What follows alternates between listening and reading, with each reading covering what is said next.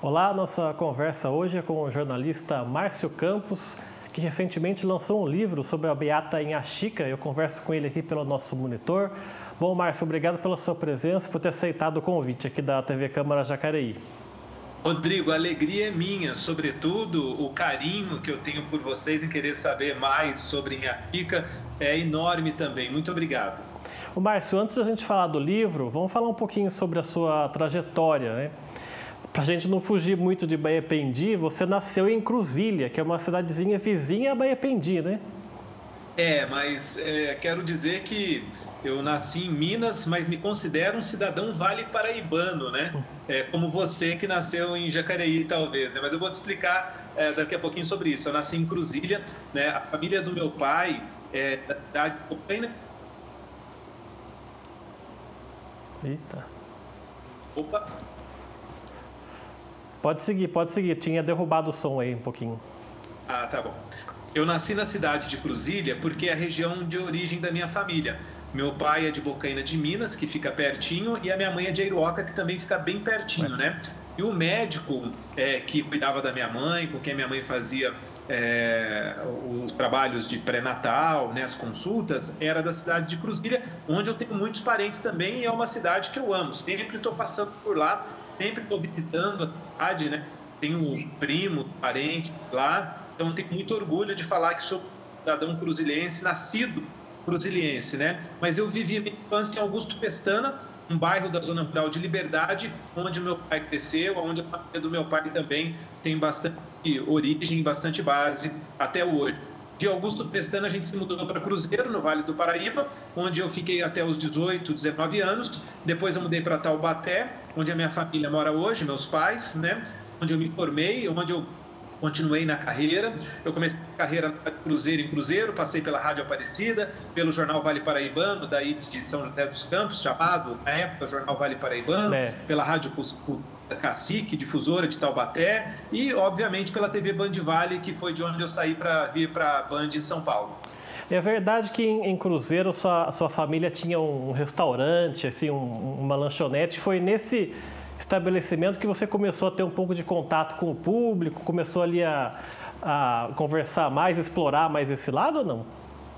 Foi exatamente isso. Daí eu acredito que surgiu aí um pouco desse dom de comunicação, né, Rodrigo? Porque lidar com o público não é fácil. Eu tenho o maior carinho por todos os profissionais que lidam diariamente com consumidores, público em geral, porque tem que ter uma habilidade enorme, né? E um dom para fazer isso. Meu pai tinha um bar, o famoso bar-restaurante, que servia o PF, né, o prato feito, ou o comercial, era bem na Rua 4, né, a Rua Nessala Rubens, que é a rua de entrada da cidade de Cruzeiro, perto da rodoviária, e tinha feira lá aos domingos. Então eu estudava no Colégio Oswaldo Cruz, né, onde eu também fiz movimento estudantil, tenho orgulho de ter passado por esse colégio, participado da vida ativa do colégio, da fanfarra, da banda marcial, né? E no bar do meu pai, onde muita gente frequentava o bar, principalmente por causa dos domingos de feiras, né?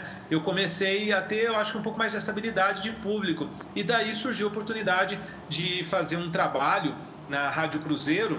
E na Rádio Cruzeiro eu comecei porque eu participava de um grupo de jovens da Renovação Carismática no bairro onde acontecia o Rebanhão. Eu e dois amigos resolvemos fazer um programa de rádio para jovens, tentar evangelizar pelo rádio, através do rádio, os jovens, e a gente tinha um programa, chamava Jovens Católicos Carismáticos, todo domingo às 7 da manhã. Então a minha entrada, minha porta de entrada numa emissora de rádio foi dessa maneira. O pessoal da rádio viu que eu gostava de falar, que eu me dava bem, segundo eles, né? E o pessoal me convidou para auxiliar no esporte, fazer alguns auxílios lá, e daí foi uma paixão que não teve volta, né? A gente ficou apaixonado, namorei e estou casado com o jornalismo desde aquela época. E você fez jornalismo em Taubaté? Fiz jornalismo em Taubaté, né? Eu passei em outros vestibulares também, mas escolhi ficar em Taubaté por causa dos meus pais, que já moravam lá também. Depois de Cruzeiro, a gente mudou para Taubaté. Tenho muito orgulho de ter feito jornalismo na Unital. Inclusive, muitas pessoas, né, sempre perguntam, mas você se formou aonde? Porque muita gente acha que faculdade, para fazer um bom profissional, a faculdade tem que ter um nome, né? A nossa faculdade tem nome, a Unital formou excelentes e vários profissionais das suas diversas áreas, né, não só do jornalismo, de comunicação, mas das ciências, biologias, né, exatas, enfim. Então, eu tenho muito orgulho de ter passado pela Unital, onde fiz movimento estudantil também, participei da vida ativa da universidade, né, como secretário do centro acadêmico, depois como presidente do Diretório Central dos Estudantes, como conselheiro universitário. Então, sou muito feliz por ter participado ativamente da Unital também. E a sua família é uma família que também é devota de Inha Chica? Como é que é esse relacionamento? Aí você já entrou num tema aí que é bastante legal, muito joia mesmo, porque assim, eu já sou devoto de Inha Chica antes mesmo de nascer, né, Rodrigo? Porque, imagina, a minha família toda, tanto do meu pai quanto da minha mãe, as duas famílias são de origem, como eu afirmei agora há pouco, lá da região de Baipendi, né?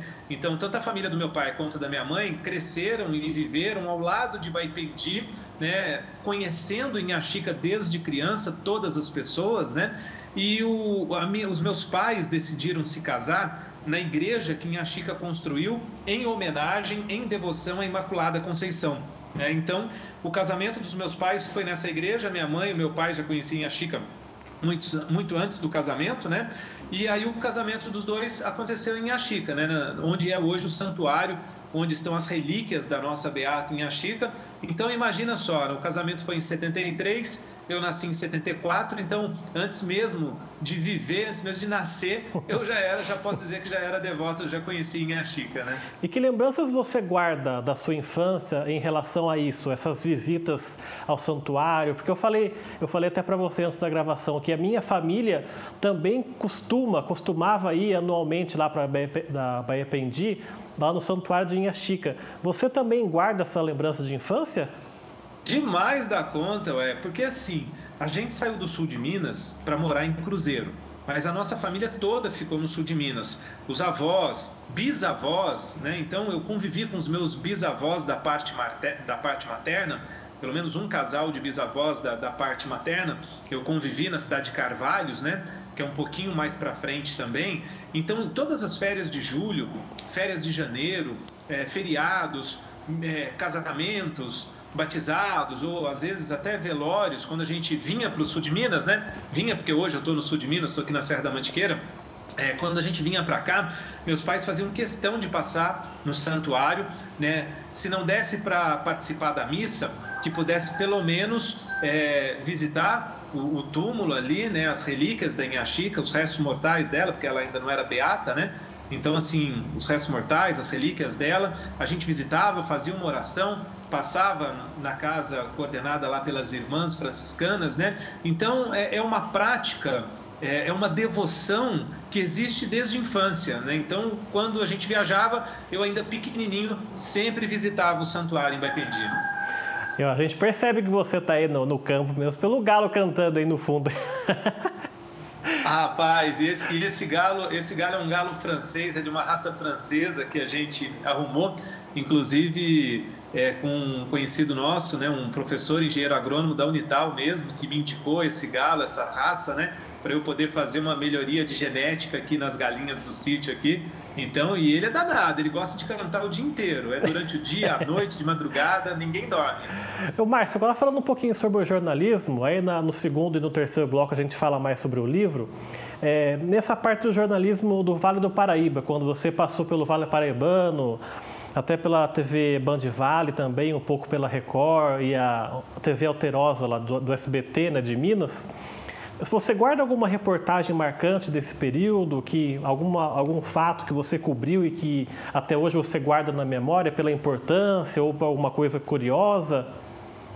Olha, tem muitos fatos, né, Rodrigo? Assim, você como jornalista faz questão de guardar muitos deles também, né? Primeiro, tem um fato curioso do início da carreira mesmo, na Rádio Cruzeiro, ainda em Cruzeiro, eu estava no terceiro colegial, não tinha começado a faculdade ainda, então no terceiro colegial eu já ia para a rádio, então eu saía cedo, ia para o destacamento militar com um HT. Você sabe o que é um HT? Não. Você não sabe o que é um HT. E olha que você não é tão novo assim, né, Rodrigo? Você já tem uns aninhos de estrada aí. Um HT é um radiocomunicador desse tamanho assim, né, que tinha uma antena na sede da rádio, e esse HT ficava comigo, é um radiocomunicador, para a gente fazer a entrada ao vivo, né? Então você apertava para falar, soltava para ouvir quem estava na rádio. Então eu tinha um desse da rádio, né? Ficava comigo, eu ia direto para o destacamento militar para pegar os boletins de ocorrência, para ver os destaques de polícia da madrugada, né? Então eu saía da minha casa, passava no destacamento militar na praça, depois ia para a rádio. E lá do destacamento militar mesmo, eu vendo as ocorrências da madrugada e vendo o que era mais importante, eu já fazia a minha entrada para o Jornal das 7, com o Ariovaldo Costa, né? Com pessoa que eu admiro demais, tenho o maior orgulho de ter trabalhado com ele, quem eu respeito, e mando um beijo para todos da família. Então, nesse jornal eu fazia as entradas trazendo as notícias da madrugada. E aí, um dos boletins de ocorrência falava, infelizmente, de um homicídio na cidade de Lavrinhas, do lado de Cruzeiro ali, né? Só que, assim, no boletim de ocorrência estava certinho. Só que a hora que eu fui transmitir a notícia, eu caí numa pegadinha, né? Eu ainda não tinha meio traquejo com alguns linguajares, principalmente de polícia. E aí eu comecei a dar notícia, eu falei, pois é. E quando a polícia chegou, encontrou o cadáver morto. Aí, rapaz, eu cheguei na rádio depois e estavam os amigos da rádio lá voltando a fita de rolo, né? Aquela fita de rolo no aparelho de Akai. Eu tenho um Akai em casa, inclusive. A Akai é a marca do aparelho, né? Mas virou sinônimo de fita de rolo. Então, eles estavam assim, girando a fita, ó. E só ouviam falar cadáver morto o tempo todo. Ô, Márcio, você entendeu o que você falou lá agora há pouco? Você conseguiu? Não consegui, gente. Não lembro o que eu falei. Então, assim, foi a primeira pisada de bola, né? A gente tem umas derrapadas de vez em quando que ficam guardadas. E essa foi uma delas, né? Eu soltei um cadáver morto numa das minhas transmissões da rádio.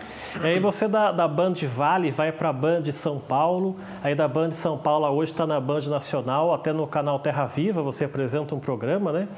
Hoje, como é que você vê esse seu caminhar na profissão? Você foi aí subindo os degraus, apresentou vários programas, a gente daqui a pouco vai mostrar o seu bate-papo com o Papa Francisco também. Como é que você vê esse tempo de carreira que você tem, aí mais de quase 30 anos, mais de 30 anos de carreira, como é que você analisa isso? Ô, Rodrigo, eu sou muito feliz e muito grato, né, a Deus e a todas as pessoas que me deram oportunidade. Por quê? Porque na vida não adianta você ser bom.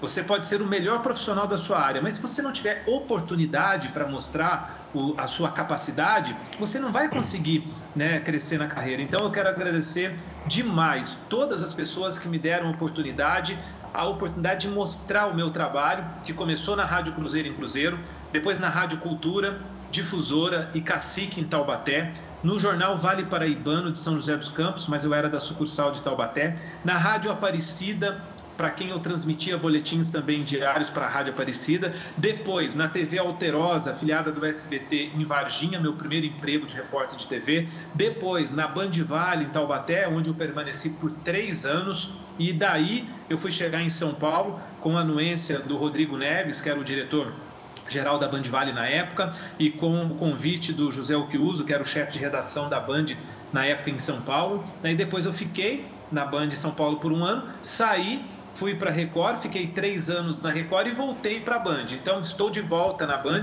desde 2003. Né? Desde 2003 eu estou de volta na Band, que foi realmente o berço da minha carreira na Band Vale. Então, eu sou muito feliz de percorrer esses caminhos, tendo a oportunidade de trabalhar em 3 setores importantes da comunicação, que são rádio, jornal e televisão. Hoje já existem muitos outros, né? Principalmente as especialidades aí das redes sociais, das mídias digitais. E hoje eu sou feliz por, além de ter participado durante 13 anos da equipe do Brasil Urgente, com José Luiz da Atena, depois ter ido para o Jornal da Band com o Boixá e hoje com o Oineg, né? Também tenho a minha participação diária no canal Terra Viva, onde eu apresento o jornal às 18h45 de segunda a sexta para falar de agronegócio, e é o setor que eu tenho me especializado aí nos últimos 2 anos.